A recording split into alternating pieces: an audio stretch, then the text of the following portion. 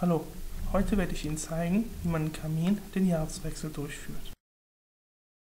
Als erstes sollten Sie wissen, dass Sie alle Arbeiten abgeschlossen haben müssen. Außerdem muss der Zweitrechner abgeglichen und das mobile Gerät synchronisiert sein. Außerdem ist es immer gut, wenn Sie eine Datensicherung machen. Diese machen Sie unter Dienste, Sicherung der Kamindaten und Daten sichern. Außerdem muss die aktuelle Version von Kamin aufgespielt sein. So, kommen wir zum Jahreswechsel. Im Jahreswechsel fangen Sie an, indem Sie ins Geschäftsjahr 2019 klicken.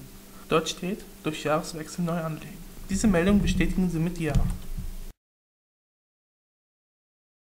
Es wird sich ein neues Fenster öffnen. Wie Sie sehen, dort können Sie auf Start drücken, falls Sie den Jahreswechsel bereits durchgeführt haben. Denn durch den Einklick-Jahreswechsel sind die Einstellungen des vorherigen Jahres geblieben. Für die, die den Jahreswechsel dieses Jahr das erste Mal durchführen, können Sie unter Hilfe Hilfestellung finden. Dieses Video können Sie durch die Videoanleitung starten und außerdem können Sie Ihre Einstellungen manuell verändern.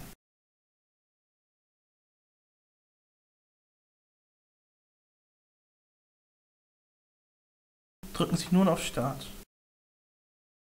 Sind Sie im Geschäftsjahr 19, können Sie unter Dienste, Tätigkeiten, Gebühren, Eingabeänderung, Druck Ihre Arbeitswerte anpassen. Unter dem Reiter Arbeitswert Mahngebühren.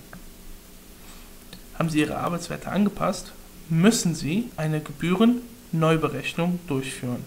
Diese finden Sie ebenfalls unter Dienste, Tätigkeiten, Gebühren unter Neuberechnung.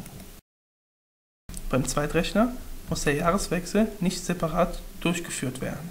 Hier reicht es, eine Hauptrechner-Datensicherung des Jahres 2019 einzuspielen. Dies machen Sie wie gewohnt unter Dienste, Datenaustausch, die Hauptrechner-Datensicherung über die Cloud einlesen oder auch über den Stick.